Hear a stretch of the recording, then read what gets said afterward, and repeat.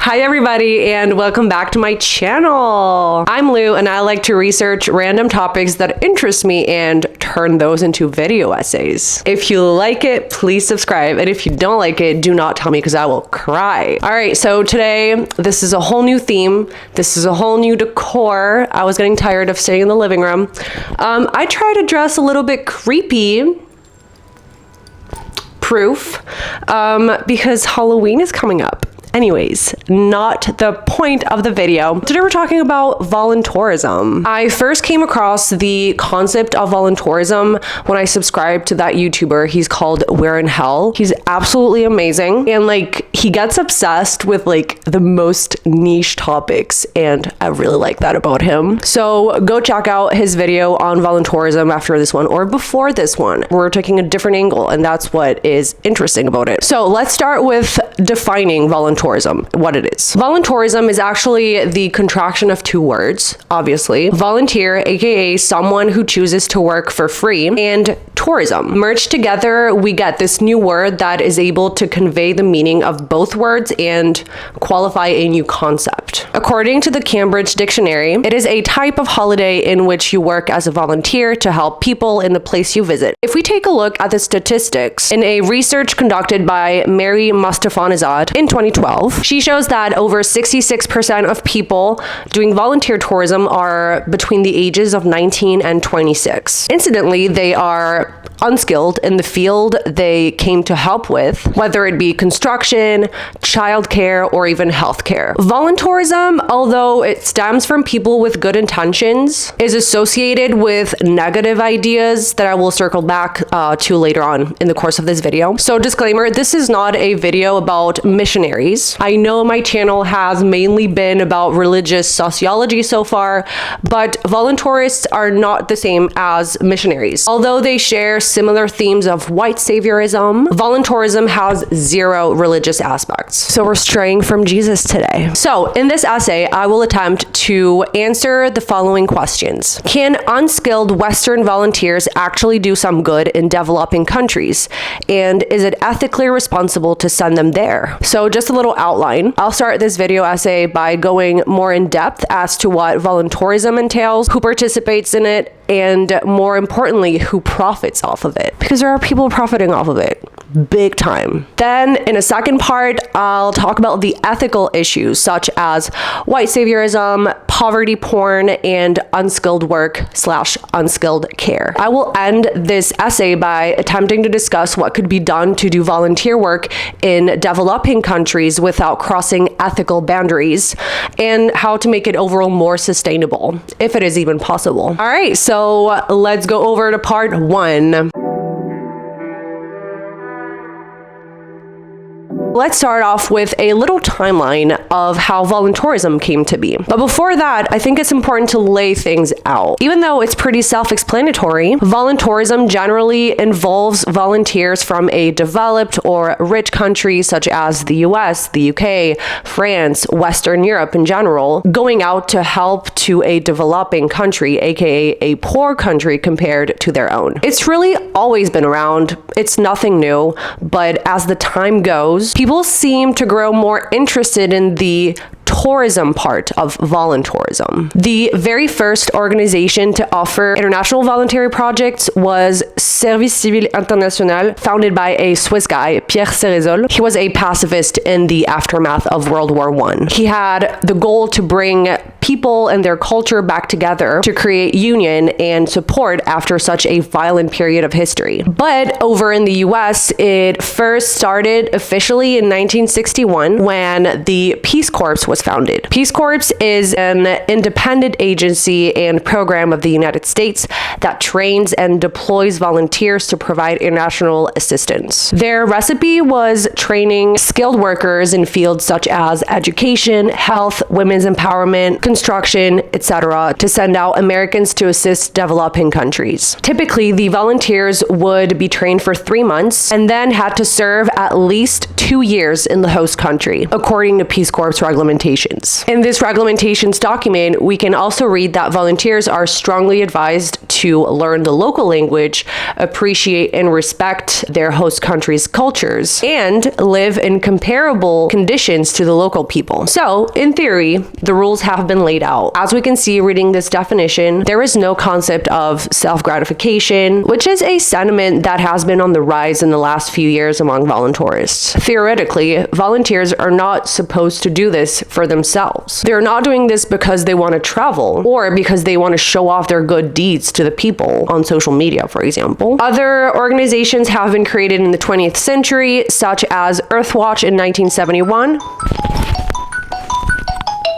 Got interrupted. Other organizations have been created in the 20th century, such as Earthwatch in 1971, with a focus on scientific projects and global education at the core of their values. But let's take a look at the organization that was created in 1984 called Global Volunteers. This is really when the concept of volunteer travel started taking off. The general consensus is that Global Volunteers was the first organization to benefit from the voluntourism industry. It was in the 90s that volunteer vacations began to be recognized as a tourism market sector. Before that, it was much more niche and training was more in-depth. The term voluntourism, by the way, was coined by the Nevada Board of Tourism in 1998. Fun fact, it was originally used to support remote rural tourism development out there, but the meaning of the term evolved into what it means today. According to researcher Kay Tomazos in his thesis from 2009 called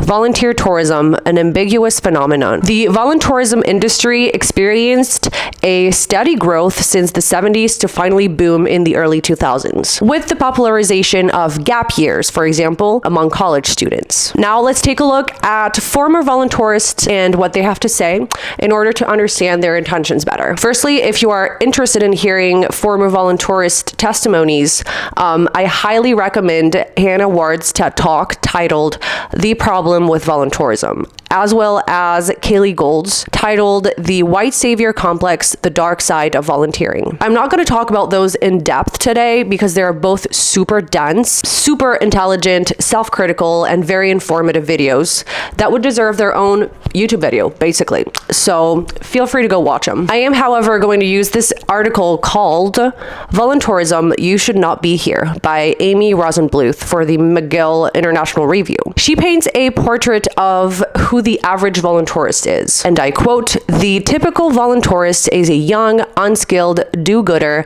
usually in their high school or university years. They originate from the Western, more economically developed countries and are mostly Caucasian." She explains that demographic profile by the fact that, and I quote, "International volunteer organizations use target marketing, aka they advertise volunteer opportunities specifically to young, impressionable people in their teens with ready funding from their families." She goes on to call those voluntourist trips glorified field trips. And it makes sense because usually organizations will introduce their actions as charitable as good opportunities to lend a hand to the poor. And in the same breath, talk about tourism activities. It's like fun and charity. And it is exactly what is shown on most ads that promote voluntourism. They usually look a little something like that. White people smiling, adopting code from the local culture. Here Blondie is wearing a bindi while still looking very Western. And we also get the poor children with secondhand clothing, not the type you can get off of Depop, looking sad and or smiling at the nice white lady. As for the text on this ad, it is so fitting that Amy Rosenbluth was talking about it, the charity field trip thing, because we literally have the best of both worlds. Travel the world for the tourism part and giving back for the volunteer part. Now would be a good time to introduce and define the concept of poverty porn. Poverty porn can also be known as famine porn. It has been defined as follows: any type of media, be it written, photographed, or filmed, which exploits the poor's condition in order to generate the necessary sympathy for selling newspapers, increasing charitable donations, or support for a cause, according to Matt Collin from the journal 8 Thoughts. That kind of imagery appeals to the richer people's base instincts of self-gratification. On a larger scale, poverty porn is also present in films and film content, and what it does is that it objectifies people's suffering from poverty for the sake of entertaining a more privileged audience. Think about people on TikTok filming the homeless, or those weird voyeuristic documentaries such as like Meet the Whittakers. So if we had to bullet point that, generally the concept of poverty porn content is show visually miserable and exploitative images, trigger some kind of emotion in the audience, make money, attract donations, sell voluntourism packs, etc., etc. So to the question, who profits off of it? The answer is right there. You guessed it, the organizations profit off of the voluntourism industry. That is what they choose to do to generate interest among the more privileged. And that interest converts into money, basically. In a Vice documentary titled The Dark Side of Rich Kids Volunteering Abroad, we hear anonymous people talking about their experience. Voluntourism is a multi-billion-dollar industry that sells wealthier people access to impoverished and struggling communities in exchange for a life-affirming experience. Each of us paid thousands of dollars to go on this trip. On that trip fee, almost none of it went to the orphanage. We will circle back to orphanages a little bit later in this video, but the voluntourism industry is worth about $20 billion, according to a piece of research called Volunteering to Colonize. That research is from 2013, though, so I think we're safe to assume that they're making a lot more money now. And like generating that much money annually should be more than enough to make a difference, and yet it does more harm than good. In that same thesis, Global Wellness provides a table with the names of different organizations and the cost of a 10 to 20 day trip. For example, Projects Abroad charges $2,790 to go farming in Argentina, and Cross Culture Solutions charges $3,251 to go look after children in Ghana. These fees do not even include the plane ticket, by the way. So where is all that money going? Voluntourism organizations are usually pretty opaque on financial affairs, so it's really hard to get a straight answer. But we can suppose that the majority of the money stays within the organization for advertisement, communication, the payroll, etc., etc. In her Columbia University thesis, Holly Havens breaks down where the money goes, actually. She got the chance to interview Projects Abroad in 2018 and found out that, I quote, only 29% of the prize goes to the direct cost of the volunteer experience, accommodations, transportation, and resources, where 49% of the cost goes to the travel agency itself for things such as recruitment, taxes, and staff. That leaves very little money to the actual cause. And this is my cue to move on to the next part. Ethical issues of voluntourism, white saviorism, unskilled work, unskilled care.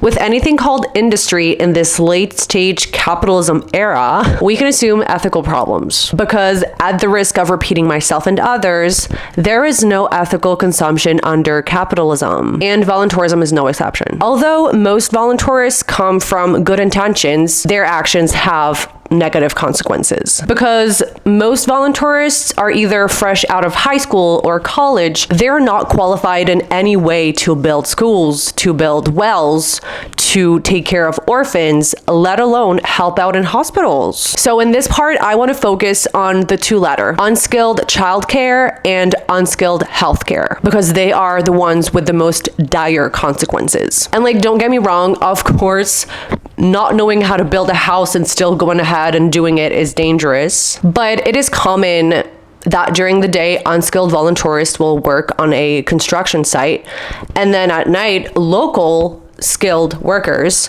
will come in and correct their mistakes and get actual quality work done during the night when all the rich kids are asleep. This is what an anonymous former voluntourist told Vice in their documentary that I previously mentioned. But let's take a closer look at unskilled voluntourists coming to developing countries to take care of orphans, because it has so many implications, including fake orphanages. You heard that right. The world is a theme park, apparently. First, let's try to picture the situation those orphans are in. They are dirt poor, they are more often than not underfed, undereducated, and above all, they are traumatized or otherwise psychologically vulnerable. They see these white people coming in every other week. They're clean, they're here to educate them and care for them and play with them. And then all of a sudden, after about 10 days, poof, they disappear. Just for another batch of privileged white people to come in and do the same thing, and so on and so forth. Imagine the abandonment issues that would stem from that. A group of psychiatrists from the Lancet Child and Adolescent Health gathered to conduct a research on this very topic, and they named their article Misguided Altruism: The Risks of Orphanage Volunteering, which I think is very good. They think that, and I quote, "There is a substantial reason for concern about the harm this practice may have on the children, especially in young children under 5 years old being raised in these settings." So here is a list of issues those orphans could face. Indiscriminate behavior in which children display poor social boundaries with unfamiliar adults, which means they don't have the very important notion of stranger danger, which could lead them to be more prone to kidnapping, human trafficking, sexual abuse, and all that stuff. Disturbances of attachment. High adult turnover in children's lives exacerbates attachment disorders, and the consequences will last into adulthood. Cognitive development, separation anxiety, because voluntourists create and then completely break these bonds in a destructive way. Overall, we understand that a stable environment and a nurturing attachment are not compatible with such short-term visits of voluntourists. Also, young voluntourists don't have children's psychology degrees. They don't have experience working with traumatized children, and they end up making things a lot worse for them. They don't mean to, but it is the objective result of all of that. Thinking you would actually help them with no skills or experience boils down to the strong sentiment that by just being there, you are doing something good. Spoiler, you are not.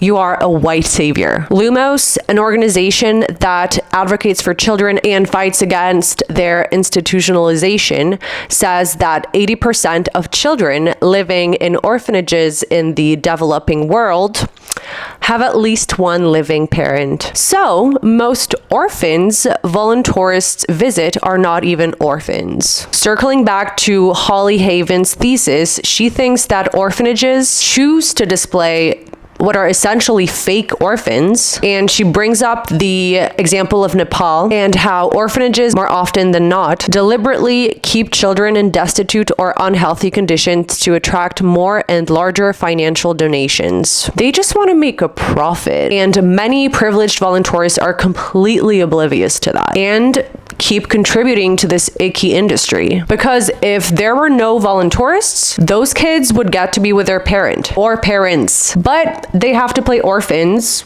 for the rich kids to experience empathy and have a life-affirming experience. Another typically white savior behavior that is very commonly seen is unskilled voluntourists going into healthcare. They choose to go into healthcare with no skills in a developing country without any prior training or experience. Can you imagine how dangerous that is? Let's put things into perspective. Would you, as an 18 or 20-year-old on a gap year between high school and college, go perform appendectomies or deliver babies at your local hospital in your developed country? No, you wouldn't. So why would you think that is okay to do in a developing country? I will never understand.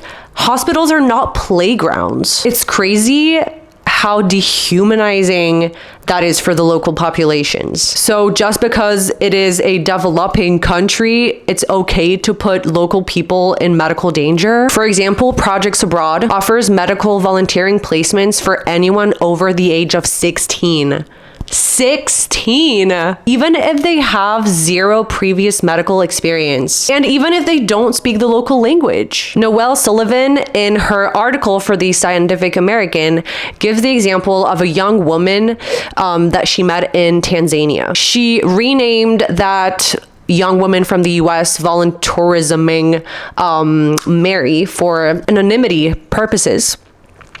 So Mary told the journalist that she was a medical student who, I quote, routinely delivered babies unassisted because she appeared familiar with the procedure. The journalist also found out that Mary was performing unnecessary episiotomies and pulling breech babies, which are both violations of obstetrics best practices. Needless to say, performing an episiotomy is not a light medical act. So for those who don't know, it is basically the act of cutting the skin between the vaginal opening and the anus so that baby has more room to pop out. A botched episiotomy, I cannot say this word, episiotomy can lead to incontinence at best, and at worst, pelvic organ descent, which is exactly what it sounds like, and can cause the woman to go into septic shock and die, basically. After Mary's departure, the journalists learned that Mary was not, in fact, a medical student back in the US, but an undergraduate student in a completely different field.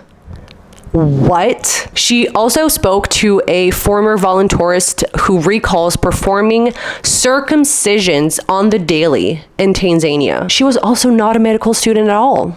Not at all. In a video on YouTube that I, for the life of me, cannot find anymore, there was an anonymous voluntarist being interviewed in an Indian hospital, and he was basically saying that he was 17 and that he was just chilling there, hanging out, unsupervised in the hospital all day. Which, what good does that do? Like, it's obviously less dangerous than performing procedures, but still.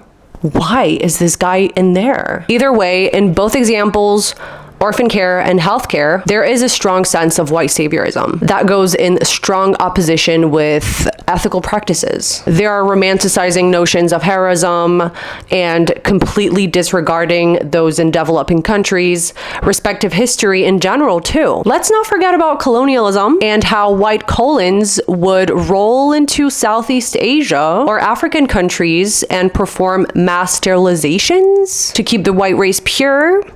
Maybe this is a leap, but it really reminds me of how those colons allowed themselves to conduct experiences on women in the Philippines or in African countries. Doctors like Dr. Sims, whom, by the way, is still considered to be the father of gynecology. But yeah, I see a clear common denominator here. Voluntarists and colons alike treat people of color in developing countries as experiments. Sure, you can tell me that Dr. Sims and Everly from Idaho don't have the same intentions, and yeah, sure, Everly is probably not going to India to consciously perpetuate colonialism and racism, but local people in her hands will suffer negative consequences nevertheless. She is still putting local people in harm's way and is convinced 100% sure that she's doing something good. They should not interfere, period. Decolonizing medicine is a whole nother topic that I won't get into today, but it is still an issue even in Western countries. Black people in America still suffer from it. North African people in Western Europe still suffer from it. It is still an ongoing problem. You can make a change in your home country. You do not need to go abroad to help out. So let me take a breather. I'm gonna try to calm myself down and move on to the third part. So, can we make voluntarism more ethical and more sustainable? Short answer is yes. It is a consensus among experts, but under very specific guidelines. Well, the first step to making voluntarism more ethical and more sustainable would be to urge people interested in enrolling to ask themselves the right questions. Do I want to help people, or do I just want to travel? Why can't I just volunteer in my home country? Am I able to deconstruct and recognize my privilege? Am I doing this because it looks good to other people? Will I actually help the local people wherever I'll go? Where does my money go? According to David Coles from the University of London, once you have assessed your own intentions, you have to choose the organization you enroll in wisely. He urges future voluntarists to ask questions to the organizations they are interested in to test their ethics. Good organizations will be transparent in their answers. What are the organization's main aim and goals? Can they showcase the impact of their work? Is the organization nonprofit or for-profit? What selection criteria does the organization have when choosing volunteers? What is the involvement of the host community in the project? Is there a role description available? What are the conditions in which volunteers live and work? Can the organization put you in touch with previous volunteers? Can the organization give you precise contact details for your chosen program? Does the organization provide pre-program training and post-program support for volunteers? Are there costs associated with the volunteer placement? And if so, can you get a breakdown of how they are spent? The LSE Volunteer Centre in London, where David Coles is from, has pledged to not advertise orphanage volunteering, as well as many other universities, such as the University of Leicester, the Hague University in the Netherlands, Queen Mary University of London, or Durham University. The list of signatories is not long. There are only 13 universities as of 2023, but it's a start. Another good piece of advice is from Ruth Taylor. She is a human rights expert, and she says basically that you can gauge the level of sustainability of an organization by what she coined the 2-minute rule. Basically, it means that if you can sign up to volunteer in less than 2 minutes, then you should immediately log off and walk away, because that is a sign that the organization is basically after your money and is not ethical nor sustainable. Author Sean Humphreys wrote the Sidekick Manifesto, and it is super interesting because he completely reframes the role that voluntourists have to try to make it more ethical in the future. So his standpoint is, instead of painting voluntourists to be heroes, because, well, white saviorism, neo-colonialism, etc., he strives for future voluntourists to be sidekicks and not heroes. Because voluntourism should not be about you. This is how he introduces his manifesto. 1 in 10 people live on less than $1.90 a day. This statistic takes our breath away. It should. This statistic has also spurred many of us to take steps to end global poverty. These steps have included mission trips, orphanages tours, and buying a pair of Tom's shoes. At their best, these steps do not work. At their worst, they create dependency, erode dignity, and crowd out local leaders who are in a better position to end their own poverty. In the story of poverty's end, we cannot be heroes, but we can be sidekicks. Here's how. And I really want to show you how cool the design of this manifesto is, in addition to being super thought-provoking and comprehensive. Following this, you can take a read at the Sidekick Pledge. So for example, here we can read, I will ride in the sidecar. I will not lead. I will listen as those already doing the difficult work of building a better future for themselves, their families, and their communities define and determine how to end poverty. I will hang up my cape. In my search for meaning and significance, I will learn to turn inward and activate my own agency before trying to eradicate another's material poverty, which I cannot. I will read To hell with good intentions again and again. Politicians, celebrities, and billionaire philanthropists will tell me that I can be a hero. I cannot. The poor are not powerless or waiting to be saved. Illic will check my delusions of grandeur. I strongly recommend you read the whole manifesto if you are interested, because it holds so many truths and it is so necessary to keep in mind if you want to participate in this industry in a more sustainable manner. He urges people who know about the manifesto to print out copies of it and put them on the walls of their dorm, their high school, their place of work, the local fast food parlor, whatever. He wants people to spread the word. He even asks people to share the manifesto with billionaire philanthropists, British prime ministers, or Ivy League economists. Some volunteer nonprofit organizations have signed the manifesto, such as the Hunger Project or Global Giving and Oxfam. I love how Humphreys emphasizes the fact that you will not single-handedly eradicate poverty. It's just a realistic point of view. I love that there's also a tint of like eat the rich. Love him for telling it how it is. But yeah, during my research, I have come across many websites giving out advice on how to be an ethical volunteerist, but really the Sidekick Manifesto is never mentioned. So like, I feel like it's pretty niche, pretty underground. So please give this project more visibility. You can download the PDF and print it out and spread the word. So to conclude on that part, yes, it is possible to make volunteerism more ethical. Yes, it's a harder process. And yes, it is now more than ever a good time to eat the rich. And on that note, I hope you enjoyed the video. All of the most important sources will be in the description down below. So if you like it, subscribe. If you did not like it, as usual, do not tell me because I will cry. And please send me video essays recommendations over on my Instagram, which is at @luwarm, and I will see you in the next one. Thank you for your attention. Bye. Goodbye.